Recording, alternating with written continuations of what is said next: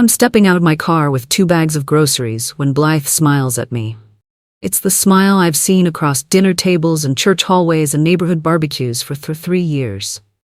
Warm and wide and held a beat too long.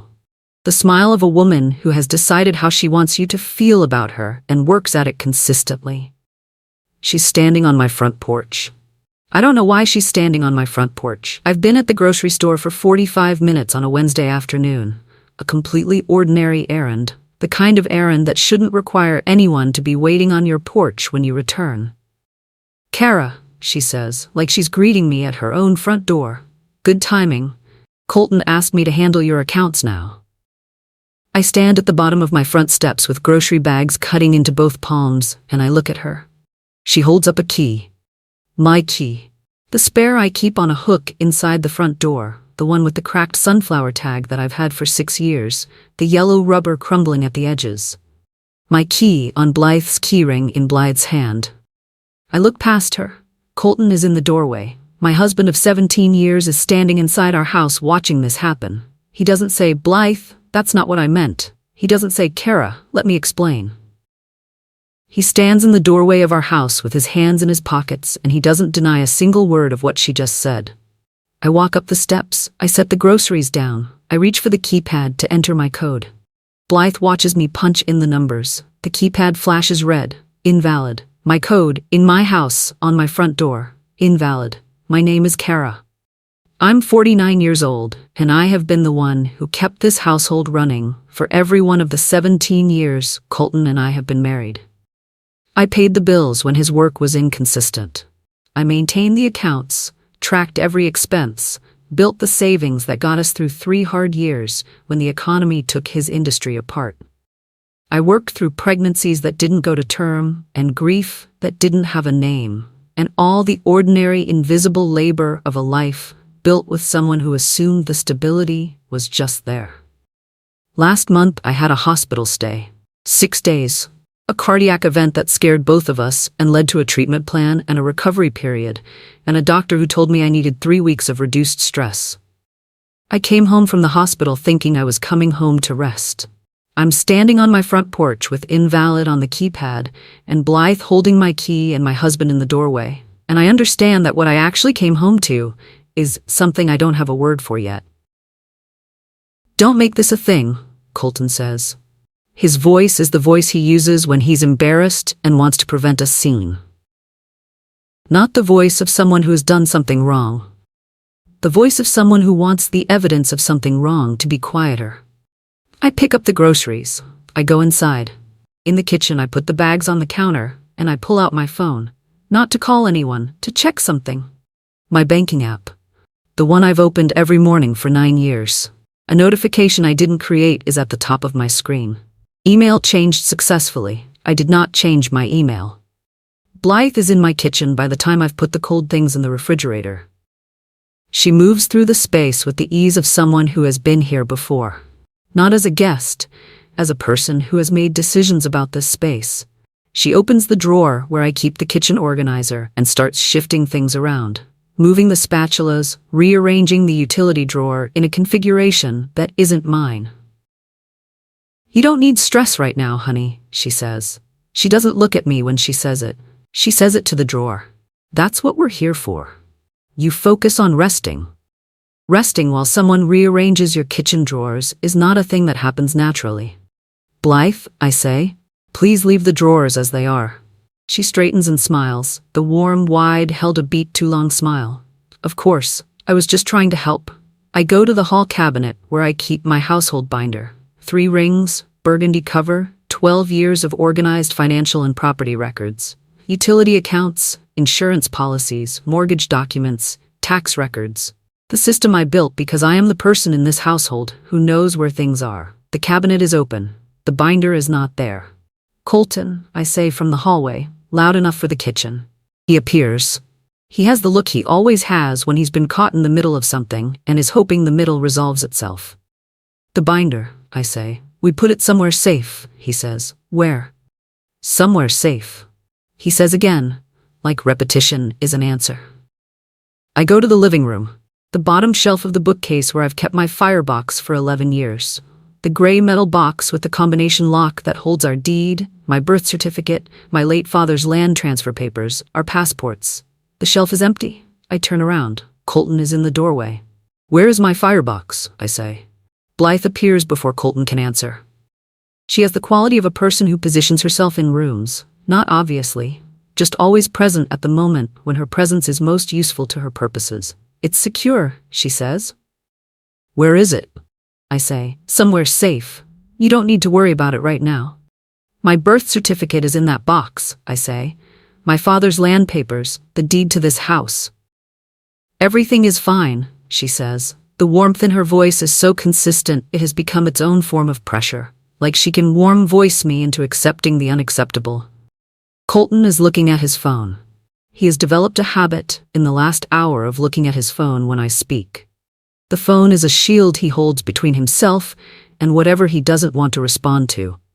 I go to the kitchen for water. I need a moment that isn't in the same room as both of them. On the kitchen table, Blythe has left her bag.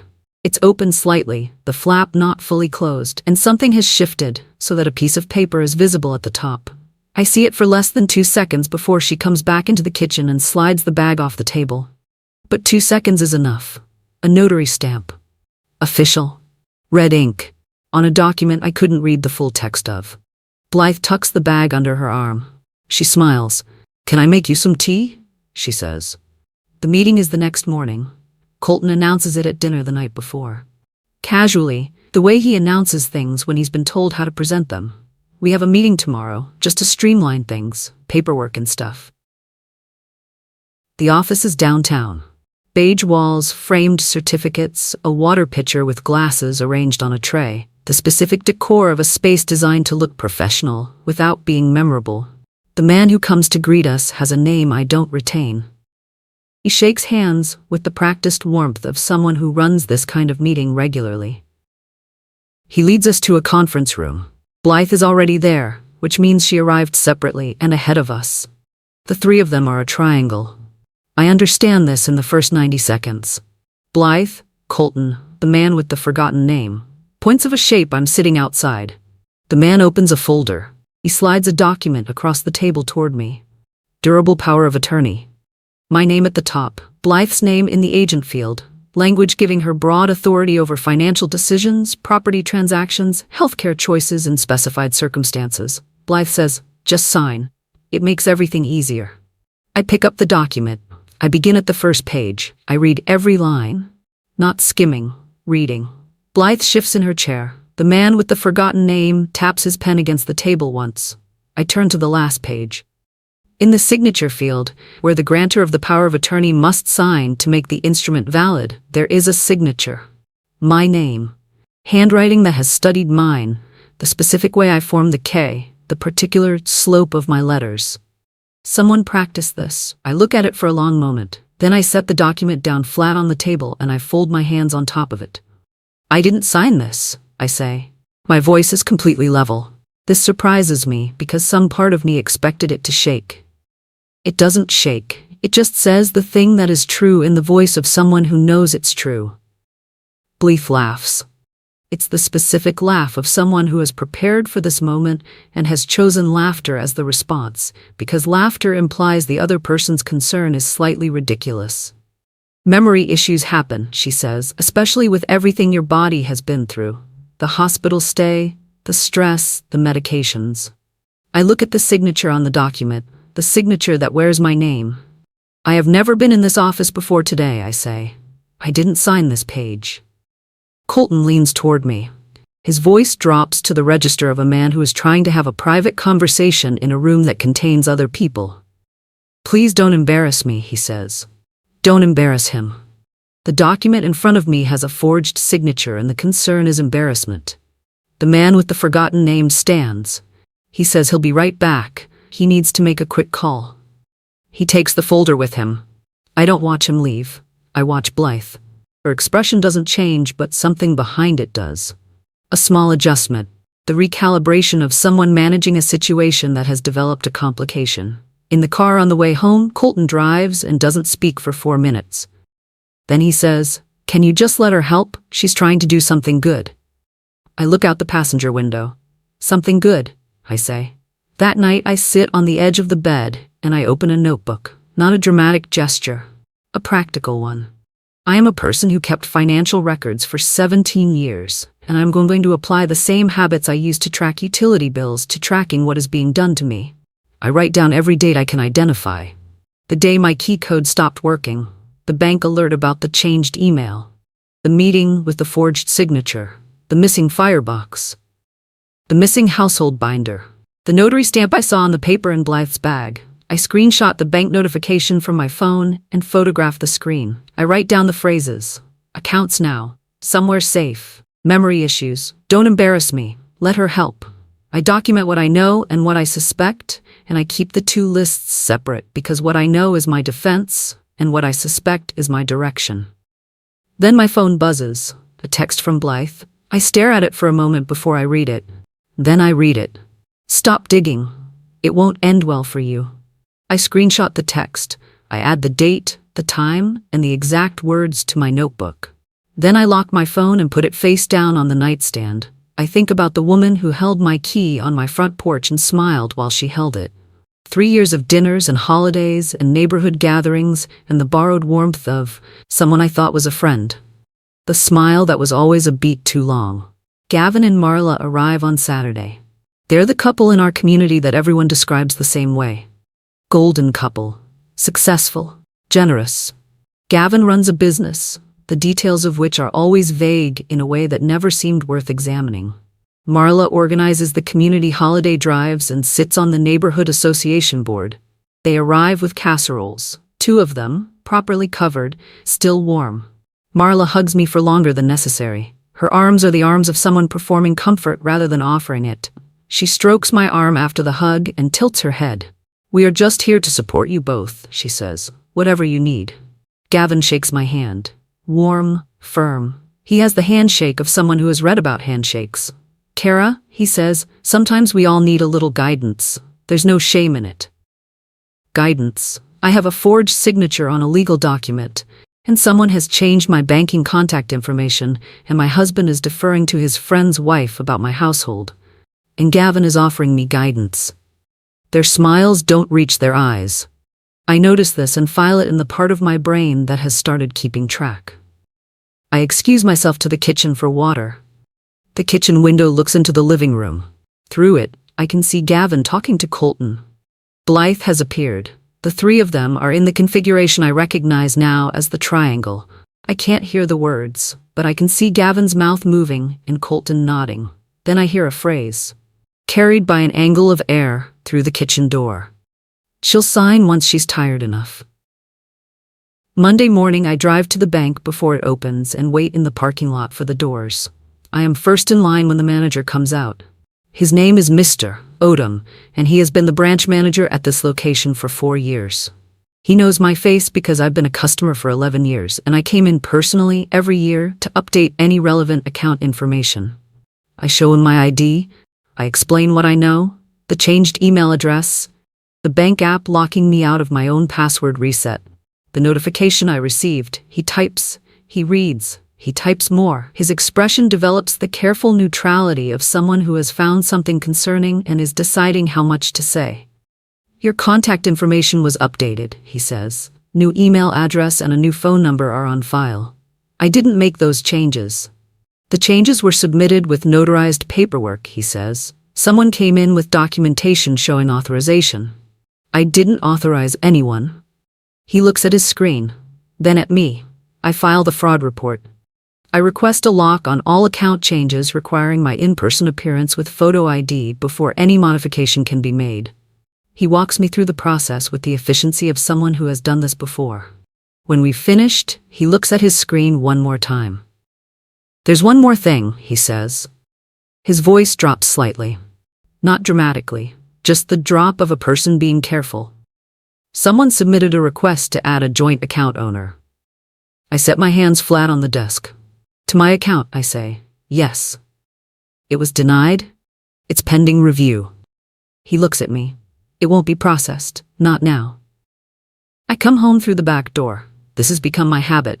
The back door takes a physical key that Colton apparently forgot to replace or didn't think to replace, and the key still works, and the back door opens into the laundry room and from there into the kitchen. I come in through the back. I set my bag down. I walk from the kitchen to the hallway, and I stop. My firebox is on the coffee table, open. Blythe is in my armchair. Not the sofa. The armchair. The chair that faces the room, that holds the room, that says I belong here to whoever sits in it. She's sitting in it with her legs crossed and a glass of my water on the table beside her. "Kara," she says. "Good. We need to talk about your assets." I look at the open firebox. I can see our passports. I can see my birth certificate. I can see the mortgage document folder. I look at the firebox and I look at what isn't there. My father's land transfer papers. The folder that held everything related to the property he left me when he died. The original transfer documents, the title history, the deed in my name. Gone. "Where are my father's papers?" I say. Blythe tilts her head. The tilt. The warmth. The performance of gentle concern. "Maybe you misplaced them," she says. That night, after Blythe has left and Colton is watching television and I've said I'm going to bed early, I open my laptop. I go to the county property records database. I search my father's land parcel. The parcel number I memorized the week after he died because it was the most concrete thing I had left of him. A number, a location, a piece of ground that was his and is now mine. The record comes up. Current status, pending filing request. Initiated 6 days ago. The mailing address for correspondence on the filing. A P.O. box in town. I stare at the P.O. box number. I've seen it before. Not on any official document. On something smaller.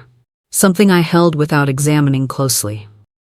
The prayer cards Marla brought to our house during my hospital recovery.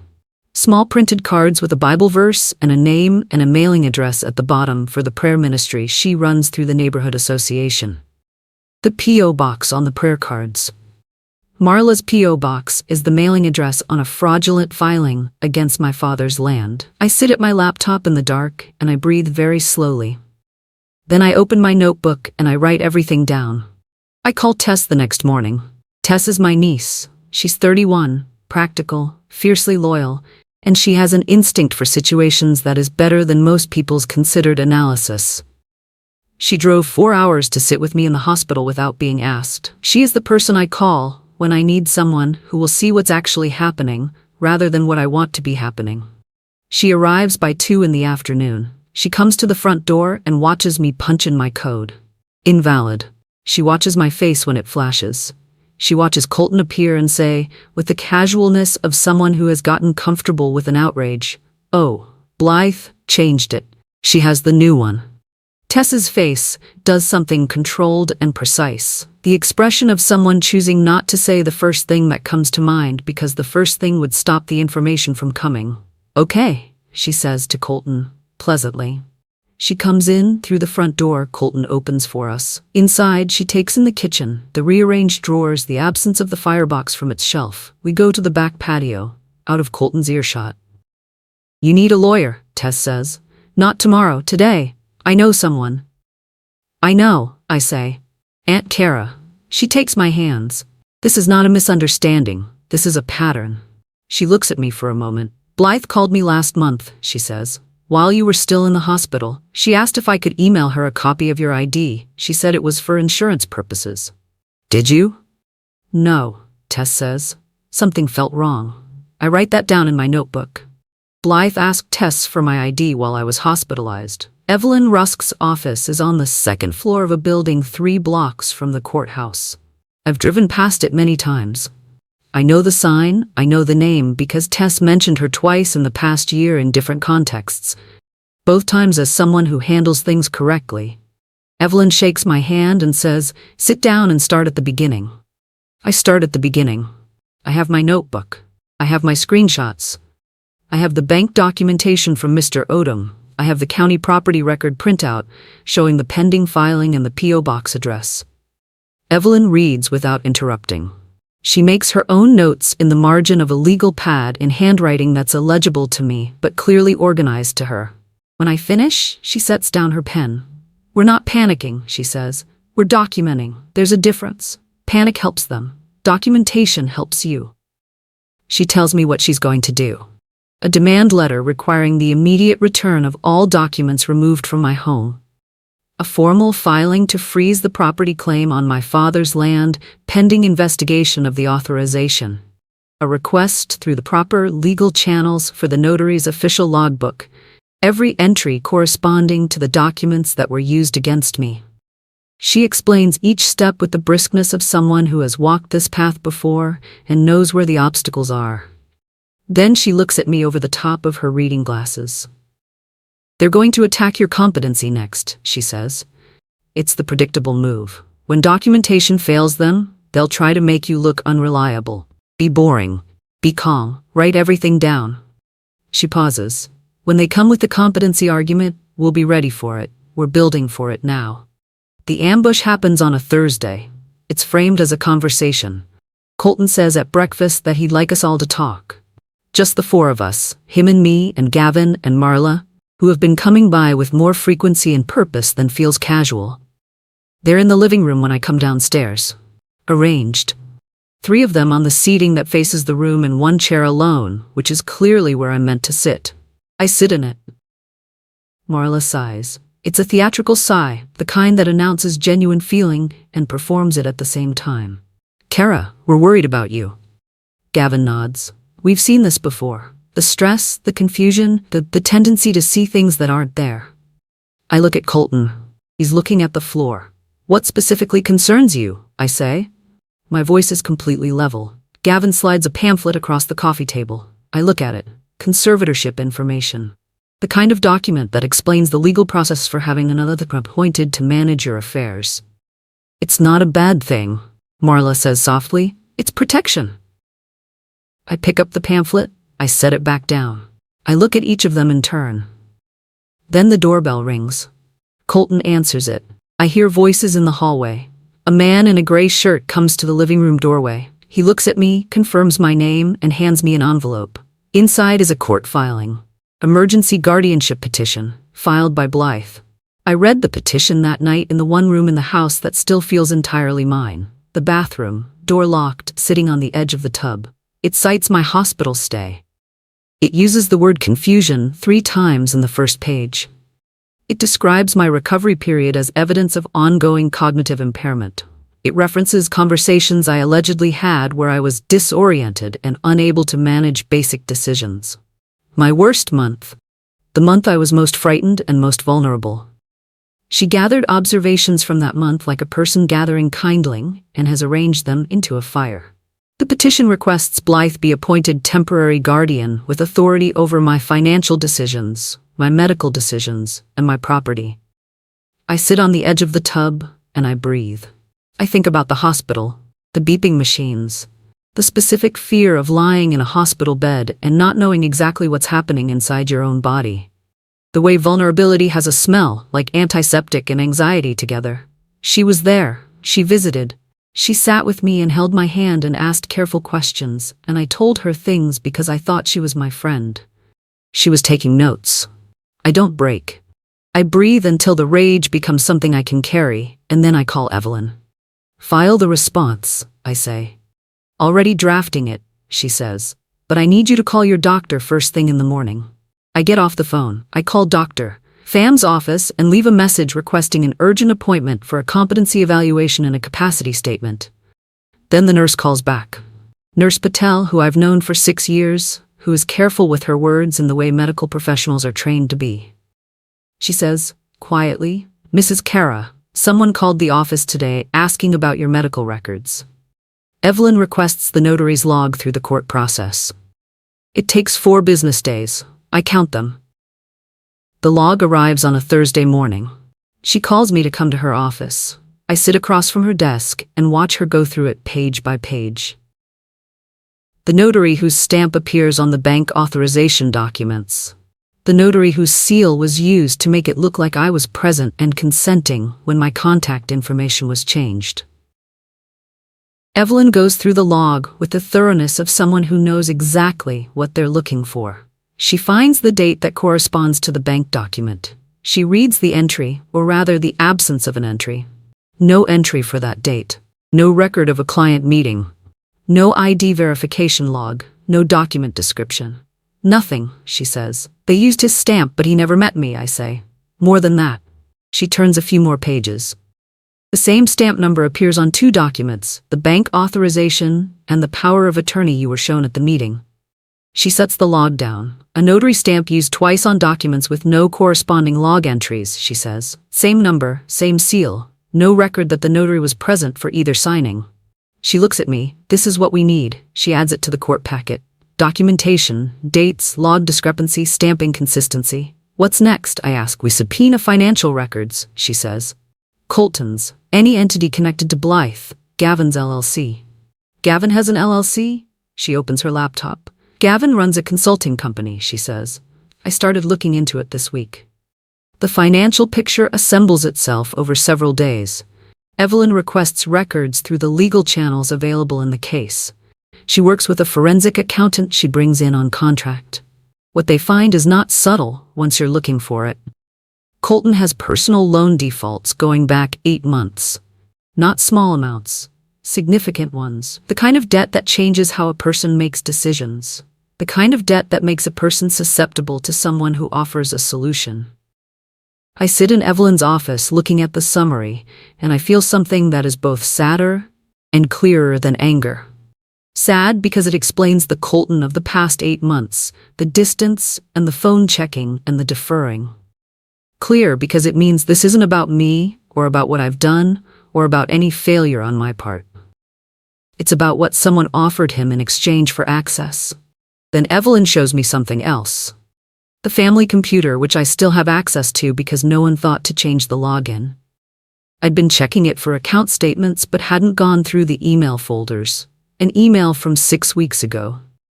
In the account Colton uses for neighborhood correspondence. From Gavin. Sent on a Saturday evening. Colton, we've talked about this enough. Here's what we can do. If you help us get things organized on Kara's accounts, we can structure something that clears the loan situation. You'd be clear in 90 days. Think of it as helping everyone. Helping everyone. I read it 3 times, then I print it. Tess and I pull Gavin's public business records on a Sunday afternoon. She has a laptop. I have a notepad. We sit at my kitchen table while Colton is somewhere else in the house, and we search everything available in public records. Business registrations, property filings, court records, professional licenses. Gavin's LLC is called Meridian Asset Solutions, registered 3 years ago. The description of services is broad and vague in a way that functional businesses rarely are. Tess searches the LLC name in property records. It appears in 4 counties, multiple asset management filings over 3 years, different property owners, different addresses. Similar patterns, a pending filing followed by documentation requests followed, in 2 cases, by completed transfers. Different families, same company name, same P.O. box appearing in filings. They've done this before, Tess says. She says it quietly, with the particular horror of someone watching a pattern emerge from what they thought was isolated. I look at the names in the records. Different families. But in 2 of the older cases, there are names I can search further. A woman named Patricia Osei, whose property in the neighboring county shows a transfer that completed 2 years ago. I note the name. Then Tess says, Kara, look at this one. She turns her laptop toward me. A name from our neighborhood. Someone Marla mentioned once as having moved away suddenly about 2 years ago, their former address. A completed filing through Meridian Asset Solutions. They didn't move away, they were pushed. Court is on a Tuesday morning. Blythe arrives in soft colors, cream and pale blue. The colors of someone who wants to be read as gentle, concerned, unthreatening. She walks in with the careful movements of a woman who has thought about how she will look to a judge. Marla is in the gallery. She dabs at her eyes once before the proceedings begin, which is premature. Gavin sits beside Marla with the bearing of a community leader who has shown up to support someone he cares about. Upright. Patient-looking. Their attorney presents the guardianship case with practiced compassion. Kara's medical history, the hospital stay, the recovery, the signs of confusion her concerned friends observed and documented. Each concern sounds reasonable in isolation. Evelyn presents her case without performance. Dr. Pham's letter, I am competent, oriented, and there is no clinical basis for any finding of incapacity. The letter is specific, detailed, and signed by a physician who has known me for 9 years. The bank fraud report filed by Mr. Odom, unauthorized contact information changes, pending fraudulent joint owner request, full documentation. The photographs Tess took of the keypad flashing invalid with a timestamp. The notary log showing no entries corresponding to the documents filed against me. The email from Gavin to Colton. The judge reads through the submitted materials with the attention of someone who does this seriously. Then she looks at Blythe. "Miss Blythe," she says, "the ID used to authorize the bank contact changes. Where did you obtain it?" Blythe's smile, for the first time in 3 years, doesn't appear on cue. Colton stands. He's not a party to the proceeding in a formal sense. He's in the gallery, a few rows behind Blythe's table. But he stands and his hands are shaking in the visible way that means he's past trying to hide it. "Your Honor," he says, "I can explain." The judge looks at him. She waits. He says he gave Blythe a copy of my ID. Not because he thought she'd use it the way she used it, he says. Because she told him it was for insurance coordination and he was trying to make the pressure stop. He says the word pressure and doesn't explain what was creating it, but the email Evelyn submitted explains it for him. He says he didn't know about the property filing or the forged signature on the POA document. He says he didn't know how far it had gone until he saw the court filing with his wife's name in the guardianship petition and realized he'd helped build something he couldn't control. The courtroom has the particular quiet that falls when someone tells the truth in a space where they could have kept lying. Blythe's face changes, not dramatically, not a collapse, but the smile, the warm, wide, held a beat too long smile, finally, fully, releases. What's underneath it is not warm. The judge makes notes. She speaks quietly to her clerk. Then she looks at the room. This court is ordering an investigation into all filings associated with the authorization documents in question, she says. Additionally, the pending property filing on the Ellsworth land parcel is frozen pending review. She looks at Blythe's attorney. "We will be reconvening. I think it's over." That's what the silence feels like when I get home. Not peace exactly, but the particular relief of something enormous having moved, even if the movement isn't complete. I sit at my kitchen table with a cup of tea. Tess is there. She's been there most of the day, and neither of us feels the need to fill the quiet.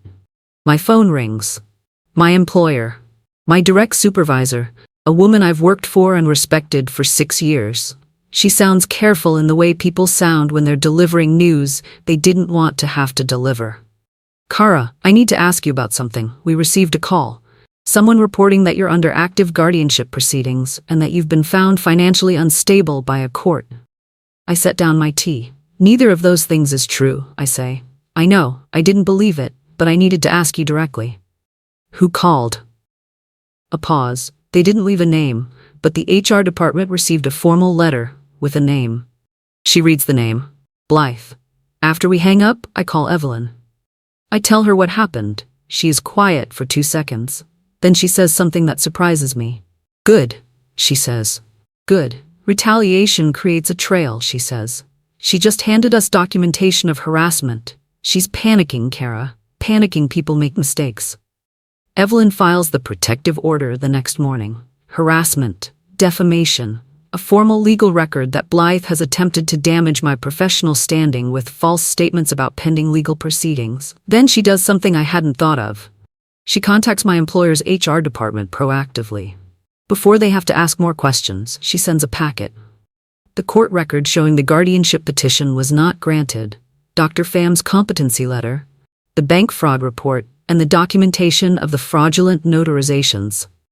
The HR department receives the packet by end of day. My supervisor calls me that afternoon. "The file is closed on our end," she says. "I want you to know, we saw the letter for what it was." I thank her. After I hang up, I sit with that for a moment. The specific relief of a threat being neutralized before it took root. Then my phone rings. A number I don't recognize. Area code local. "Mrs. Kara, this is Detective Laird from the County Financial Crimes Unit." I sit up straighter.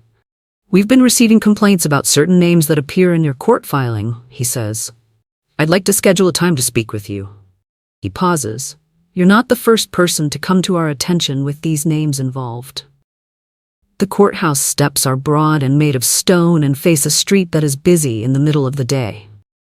I'm walking down them on a Thursday afternoon, 3 days before the final hearing, when Gavin falls into step beside me. He doesn't announce himself. He simply appears, the way he always appears, as if his presence is just a natural occurrence. "Kara," he says. His voice has lost the pastor warmth. This is a different register. The register he uses when he's finished performing. I keep walking. "You've done well," he says, honestly, better than most. He says it with the particular respect of someone who is expected to win and has revised that expectation. But this doesn't need to keep going.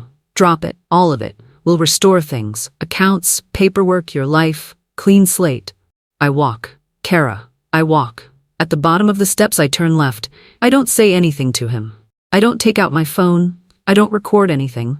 I don't do anything that could be described later as a provocation or a manipulation. I simply don't engage.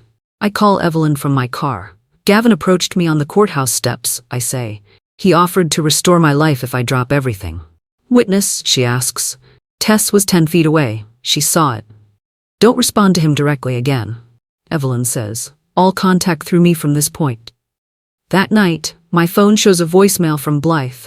I don't listen to it immediately. I screenshot the notification, noting the time and date. Then I listen. Her voice is different from any version of her voice I've heard before. Not warm, not performed. Something stripped down and raw and threaded with something that sounds like desperation. "You'll be alone when this ends," she says. "Everyone you think is on your side will leave. That's how it always goes." I add it to the file. Detective Laird meets with me for 2 hours. He's methodical and unhurried, and he takes notes in a way that tells me he's building something larger than my single case. He confirms what I suspected. Other complaints. Different families, similar patterns. Blythe's name, Gavin's LLC name, Marla's involvement in several of them. The county property office, informed by Evelyn's freeze request and Detective Laird's inquiry, rejects the pending filing on my father's land as fraudulent. The authorization documentation is invalid. The P.O. box is flagged. The bank permanently flags Blythe's name in their system. The LLC associated with Gavin is flagged for review in connection with the financial crimes investigation. The community starts asking questions. Not loudly. The way communities always process these things, through whispers at the neighborhood association meeting, through certain looks exchanged between people who have felt something off for a while, and are now giving themselves permission to say so. The golden couple's gold tarnishes publicly and quickly. Their smiles when I see them at a distance at a community event I attend, because I will not stop attending my community, are visibly effortful in a way they never were before. Then Marla appears at my front door. I see her through the sidelight window before I open it. She's standing on my porch, the way I stood on my own porch with grocery bags and invalid on the keypad. She looks different from every version of herself I've seen. Smaller.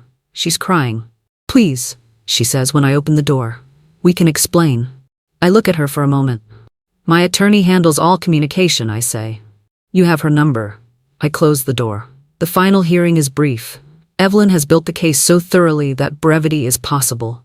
The documentation speaks, and it doesn't need dramatic presentation. The guardianship petition is dismissed. Fully and finally, the judge issues formal warnings to the petitioner. She notes on the record the pattern of fraudulent documentation and the referrals already made to Detective Laird's unit. The fraudulent filings, the power of attorney with the forged signature, the property filing on my father's land, the bank authorization documents, are voided by court order. Blythe leaves the courthouse without speaking to anyone. The confidence that carried her through 3 years of warm smiles and careful positioning has no visible source today. She walks to her car alone. Gavin and Marla are not present. Their attorney submits a written statement and leaves. I walk out with Evelyn and Tess into the ordinary afternoon. The weeks after are their own kind of work. I change every code, every password, every account access point. Mr. Odom walks me through it personally. My household binder is returned by court order, and I rebuild what was taken. My father's land record is restored to my name, unencumbered, exactly as he left it. Colton moves out, not because a judge ordered it, because he comes to me one evening and says he can't face himself in this house right now. He says he needs to deal with the debt himself, honestly, without anyone offering to fix it for the wrong price. He says he's sorry in the specific way of someone who understands that sorry is a starting point, not an ending one. I let him go. I sit in my kitchen on a Saturday morning in the particular quiet that has returned to my house. My codes, my locks, my documents, my accounts, all mine, all secured, all exactly where I put them. I think about Blythe on my porch with the cracked sunflower key, the smile that was always a beat too long, the warmth that was always calibrated rather than genuine. 3 years of practiced friendship designed to position herself for exactly the moment when I was most vulnerable. I think about what I didn't know then. A smile isn't proof of love. It's a presentation. And presentations can be practiced until they're indistinguishable from the real thing. Until someone is tired enough or sick enough or trusting enough to stop looking past the smile at the hands. I look past the smiles now. I write it in my notebook on the last page, under everything else. The last entry in a record that helped save everything I had. A smile isn't proof of love. Know the difference. Document everything. And don't stop fighting for what's yours just because the person trying to take it is still smiling while they do it. Subscribe, because the next story might help you spot the smile that's really a trap. And if you've ever had a Blythe in your life, someone who smiled with you right up until the moment they turned against you, leave a comment. You're not alone. I'm stepping out of my car with 2 bags of groceries when Blythe smiles at me.